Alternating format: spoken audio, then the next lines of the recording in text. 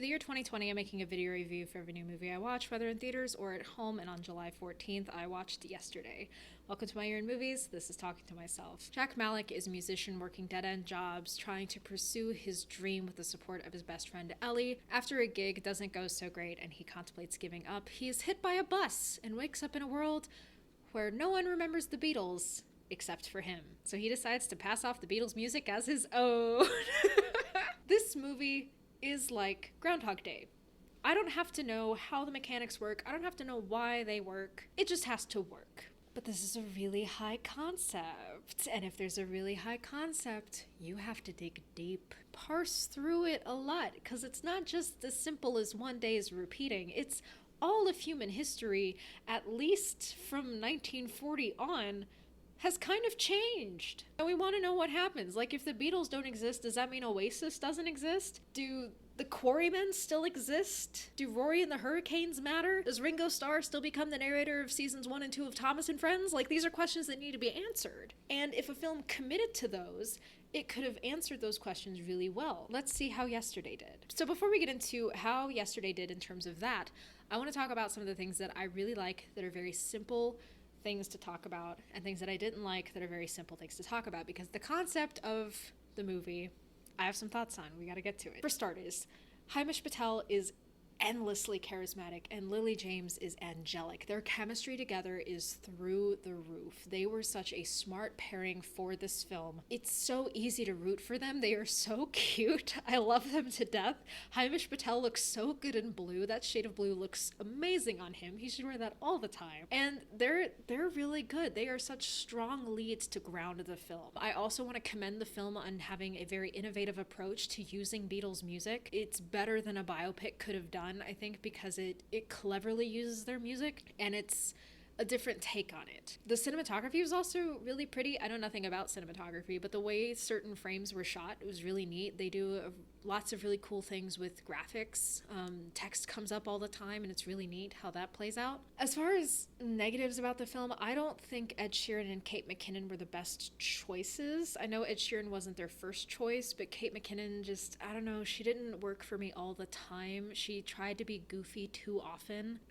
They're too self-aware with the like, oh, I'm an agent, I'm soulless, and I'm gonna make tons of money off of you.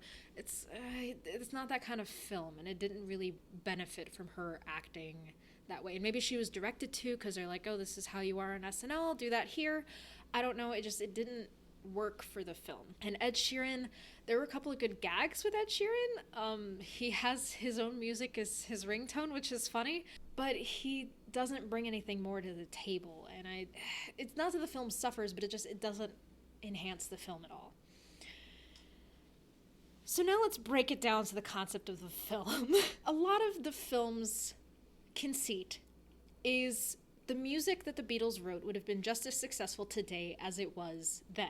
I don't necessarily know that that's true, because I'm not, like, their music is still meaningful. I'm listening to their music now today, and it's really good still. Would it be good on this biggest scale? I don't know. How would music trends have changed, if at all? How big a hand do they have in that? Which, fine. It's the other choices the film makes in relation to this conceit that are questionable, because it's not just the Beatles that don't exist. And in some cases, that's a smart decision. For example, Oasis doesn't exist. Oasis lifts heavily from the Beatles. They're heavily inspired by them. So it makes sense that Oasis doesn't exist. But Coca-Cola and cigarettes also don't exist. And as far as I know, Coca-Cola didn't get, a world-changing brand deal with the Beatles. That's such a baffling choice to throw in, and that doesn't help the film. It opens the door to a question that the film never chooses to answer or really dwell on. It's not the right kind of question to leave the audience with. Now, the film is cute. It was funny. It was funny enough that I'm very much down to watch it again. It's a really high concept that I was very excited about, and it didn't commit. There were several scenes that they chickened out of or they didn't deal with that I'm like, wait a second. You gotta know, don't just hint at this and not do anything. There are a couple scenes that kind of broke me as far as buying into the conceit of the film. And the one scene may have been a dream sequence, but that makes me even madder if that's the case. As part of Jack's debut as a musical artist who has all of this music, he goes on, I believe, the Late Late Show with James Corden. And when he's on the show with James Corden, James is like, so you definitely wrote all of these songs by yourself? And Jack is like, yes, I did. And James says, you're sure? You're really sure? You're sure you wrote all of this music by yourself? I mean, I was sure. James goes on to say, well, we have two guys here who claim that they wrote the songs you perform. Everyone, please welcome Paul McCartney and Ringo Starr. Smash cut to a different scene. Apparently the talk show scene didn't happen. Why would you do that? That would have been so much more interesting though, right? The very concept that the partnership could have been Paul and Ringo is fascinating to me. Like, it establishes that the Beatles are alive as individuals. Like, John Lennon, Paul McCartney, Ringo Starr, and George Harrison all lived. They don't really dwell on George all that much. It's kind of a toss-up of whether or not he still would have died from cancer. But like, come on! That would have been so much fun to see this guy fight four old guys who were like, we definitely wrote those songs. They didn't go anywhere, but we definitely wrote them. They set it up and they didn't go through with it. The film really suffers as a result of that. They're just little details they throw in that just don't work. Because not only does he have this dream where Ringo and Paul wrote the music, he meets two other people who remember the Beatles. And if two other people know, how many more people also know?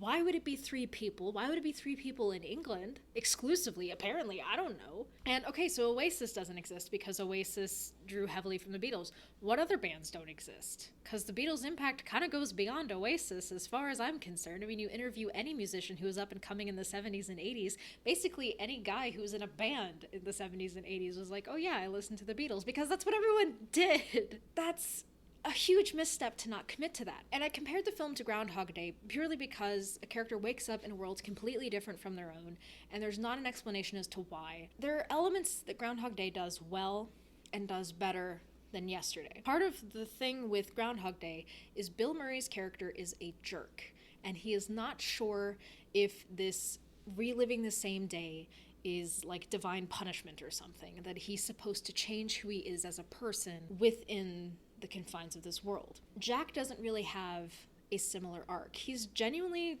kind of an okay guy. Like, even when he becomes a musician, he doesn't really become a jerk. The only times he's really a jerk about the music is when he's very offended that people are like, I mean, the song's okay. And he's like, what are you talking about? It's the greatest song ever written. And everyone thinks he wrote the song, but he knows he didn't. And like, even when he becomes famous, he's more awkward about it. He doesn't like let fame go to his head, which is better. I'm cool with that. But he doesn't really have an arc that he's going on. He's kind of like Bernard in Brave New World, who doesn't really change. He's just kind of the vehicle to convey this world. And it just, I don't know. I think if the film had committed more, this is too high a concept to gloss over certain details. Because again, there are lots of little things that I'm like, no, I want to know. I'm reading about that history right now. You know, at what point in the Beatles' history did it not go anywhere? Like, what if Ringo didn't want to leave the Hurricanes for the Beatles? What if the Beatles kept Pete Best, and so George Martin's like, actually, I'm not going to sign you? Because the guys still existed. Jack meets John later in the film. It just, there are lots of little things that they threw in, and I'm not usually one to nitpick movies because I think that's a dumb way to spend a movie, but it needed to commit. And it didn't. And as a result, there are lots of opportunities that were missed as a result. I really wish they would have kept that sequence, because even if, you know, these old guys are like, we did write those songs, we didn't go anywhere with them, but we wrote them, that introduces a weird wormhole. Like, why would they remember it? And maybe that wasn't the point of the film, but I don't know that the film really has a point other than, wow, Beatles music is important. Which, sure, from a purely historical standpoint, the music was important. But why is it important? Why would it still resonate with people today? I don't think music just being catchy is enough. By the end of the film, he's just kind of stuck in this world. I don't think he wakes up in a world where the Beatles exists again. And that's weird. I like the movie. I don't know if that's just because the whole is not greater than the sum of its parts. And the sum of its parts are enough to keep me entertained. And it's cute. It's perfectly harmless. It just, wow. It has a lot of baffling questions that I don't think it was brave enough to answer. Quite frankly, I think this would have functioned way better as a miniseries or even just a straight up television series, because there are tons of ramifications that I wished it would have explored more. This is like an alternate historian's playground. There's so many questions you could ask and try to answer. You know, where would music have gone if those 10 years of music history were just removed? Who would have been the Beatles instead? That's what I'm talking about. There's so many consequences that I get it. In the grand scheme of things, would have been useless information and would have been cut. But because these were details that weren't story relevant, we cut them at the expense of world building. And this was too high a concept to skimp on world building. It is still cute. It is still worth checking out, I think, just to experience a different way of telling story with music. And Hamish Patel and Lily James are easily worth the price of admission. They are fantastic. So I do recommend it for those reasons. From a story standpoint, But again, it's not too bad. And if you like the Beatles, I don't know, maybe it's a neat experience for you. I definitely enjoyed it. But yeah, this has been my year in movies. Thank you for watching.